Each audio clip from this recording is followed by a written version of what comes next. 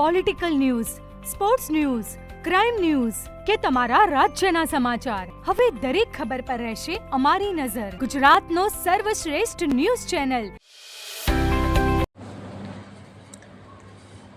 ચાણસ્મા ખાતે પોલીસ ચોકીમાં ભગવાન સત્યનારાયણની કથા યોજાઈ. હિન્દુ ધર્મમાં દેવી દેવતાઓ પ્રત્યે લોકો અતૂટ શ્રદ્ધા ધરાવે છે, જેને લઈને સારા પ્રસંગોની શરૂઆત હંમેશા લોકો કથા દ્વારા કરતા હોય છે.